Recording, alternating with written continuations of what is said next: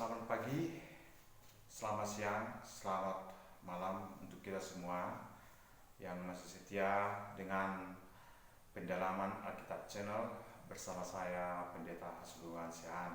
Pada saat ini kita akan bicara diskusi tentang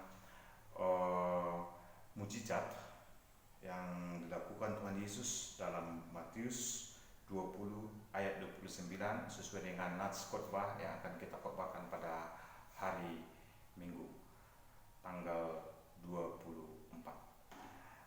Saudara-saudara, saya akan bacakan di sini natsnya.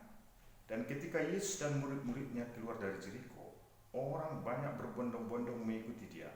Ada dua orang buta yang duduk di pinggir jalan mendengar bahwa Yesus lewat.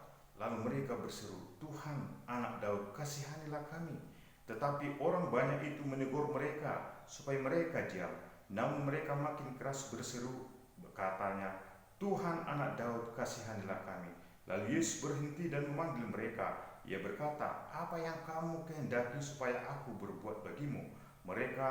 Jawab mereka, "Tuhan, supaya mata kami dapat melihat." Maka tergeraklah hati Yesus oleh belas kasihan. Lalu ia menjamah mata mereka, dan seketika itu juga mereka melihat lalu mengikut dia. Saudara-saudara, dalam ayat paralel yang lain juga cerita tentang mujizat ini ada juga dalam Markus 10 ayat 46, juga Lukas 18 ayat 35. Di sini dikatakan bahwa murid-muridnya keluar dari Jeriko. Lalu ada orang berbondong-bondong. Dalam Lukas 18 ayat 35, orang buta menghampiri, berteriak, meminta pertolongan ketika mereka hampir tiba di Jeriko. Jadi artinya walaupun berbeda, kasus ini tidak terjadi di Jeriko, tapi setelah keluar dari kota Jeriko.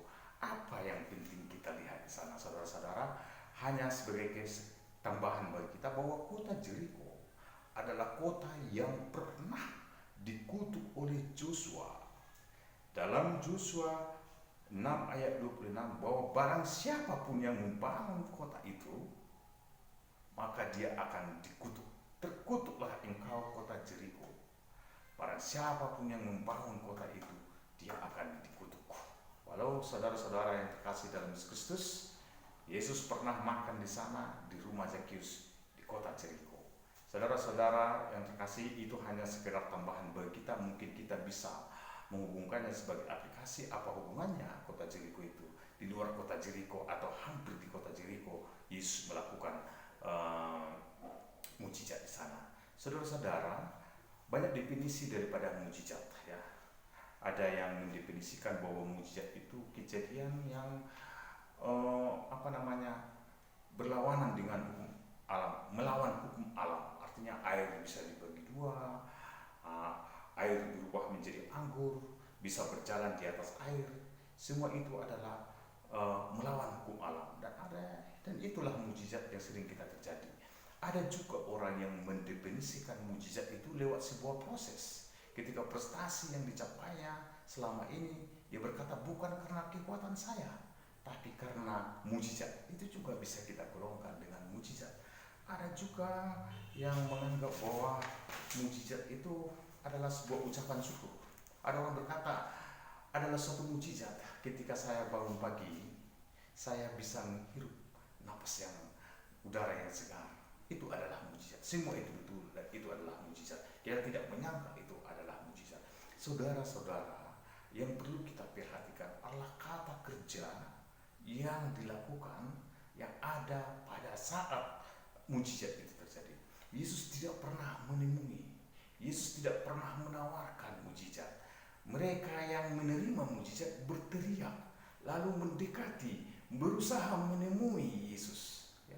Berteriak dari kejauhan, lalu mengejar Yesus, lalu mendatangi Yesus. Tidak pernah Yesus mendatanginya, tidak pernah Yesus menawarkan mujizat itu, ya. Jadi di sini dikatakan mereka berteriak, ya. Lalu dua orang buta duduk di pinggir jalan mendengar. Mereka mendengar, bukan karena Yesus mendengar ada di situ orang buta. Lalu Tuhan Yesus datang menjumpai mereka, tetapi orang buta itu yang mendengar bahwa Yesus lewat. Lalu mereka berseru. Lalu mereka berseru, ada usaha dari orang-orang yang akan menerima mujizat untuk mendapatkan mujizat dari Tuhan Yesus. Saudara-saudara yang terkasih dalam Yesus Kristus, setelah itu terjadi banyak orang yang melerai, tetapi mereka semakin berusaha. Lalu apa yang terjadi setelah mereka berseru? Yesus memanggil mereka. Tidak dikatakan Yesus mendatangi mereka. Bayangkan orang buta dipanggil datang. Tidakkah seharusnya Yesus mendatangi mereka? Seharusnya dikatakan, kalau logikanya, karena itu adalah orang buta, tetapi orang banyak itu, lalu Yesus berhenti dan memanggil mereka. Tidak, lalu Yesus berbalik lalu mendatangi mereka. Tidak. Di situ dituntut bahwa mujizat itu salah satunya unsurnya adalah usaha daripada orang-orang yang mau menerima mujizat, bukan usaha daripada orang-orang yang akan memberikan mujizat. Perhatikan semua kata kerja dalam mujizat. Tapi ingat, ada dua mujizat di mana Yesus mendatanginya. Tapi nanti, saudara-saudara yang terkasih dalam Yesus Kristus, setelah usaha itu, apa yang terjadi dalam diri Yesus? Usaha itu adalah usaha untuk menggerakkan belas kasihan Yesus supaya mujizat itu terjadi. Jadi usaha kita adalah usaha untuk menggerakkan belas kasihan, bukan usaha kita menunjukkan bahwa kita sungguh-sungguh beriman segala macam. Tapi usaha itu adalah usaha untuk menggerakkan belas kasihan. Jadi kalau belas kasihan Yesus tidak tergerak, maka mujizat itu tidak akan terjadi. Mujizat itu tidak akan terjadi. Tapi belas kasihan, banyak sekali belas kasihan dalam cerita mujizat. Tergeraklah hati Yesus lalu melakukan. Itu yang harus kita minta. Bagaimana mujizat itu terjadi dalam diri kita adalah dengan menggerakkan belas kasihan Tuhan Yesus. Tadi saya katakan ada dua cerita mujizat di mana Yesus yang mendatangi. Itu ada orang lumpuh di tepi kolam Bethesda. Selama 38 tahun tidak ada orang yang mau mengangkat dia ke kolam Bethesda. Ketika malaikat Tuhan akan turun ke kolam itu, tidak ada orang, semua orang berebutan dan tidak ada orang yang menolongnya. Dia adalah orang lumpuh. Tuhan melihat bahwa ada kehendak bebas Tuhan. Dia mendatangi orang lumpuh ini. Bukan orang lumpuh itu mendatangi Yesus, karena memang dia pun tidak mengenal Yesus. Lalu mujizat itu diberikan kepada dia. Yang kedua, yaitu ketika Yesus mendatangi rumah mertua Simon. Ketika itu ibu mertua Simon sedang sakit, lalu Yesus mendatangi.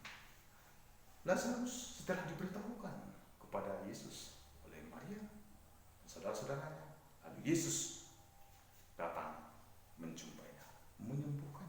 Setelah diberitahukan, saudara-saudara yang terkasih, ada dua dari banyak mujizat yang dilakukan oleh Tuhan, penyembuhan, bahwa yang perlu kita lihat bahwa mujizat itu kita lihat adalah usaha daripada orang yang sungguh-sungguh untuk menerima mujizat itu, sehingga tergeraklah belas kasihan Tuhan.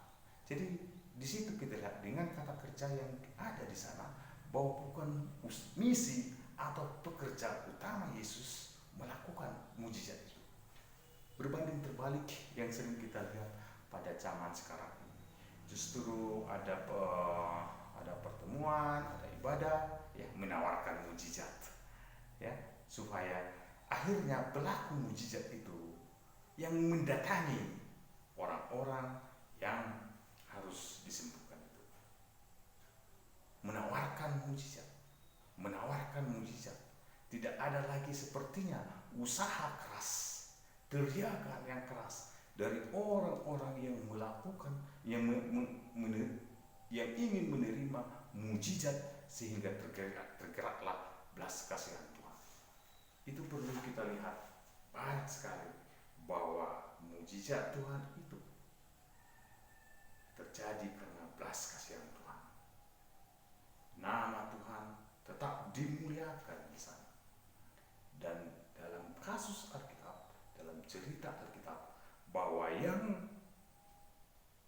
berusaha, berjuang mendekat adalah orang-orang yang akan menerima mujizat dari Yesus, bukan Yesus yang melakukan.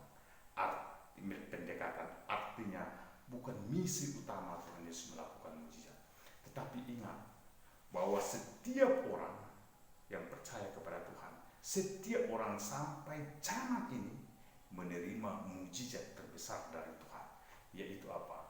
Kemenangan Yesus atas kematian, yaitu kebangkitan Yesus dari kematian. Kebangkitan Yesus dari kematian bukanlah untuk dirinya, tapi untuk kita, setiap orang yang percaya. Kita menerima mujizat yang terbesar dari Tuhan. Saudara-saudara, tak perlu kecewa jika kita tidak mendapatkan mujizat-mujizat kecil, ya. Mujizat-mujizat kecil selama hidup kita. Tetapi sampai akhir hidup kita setia kepada Kristus, kita menerima mujizat yang terbesar dari Tuhan. Selamat sore, selamat malam buat kita semua. Semoga diskusi kita saat ini bermanfaat. Silakan berikan komentar saudara dalam diskusi kita pada kesempatan ini. Salam Pendalaman Alkitab Channel dari saya, Pendeta Hasnungan Siang.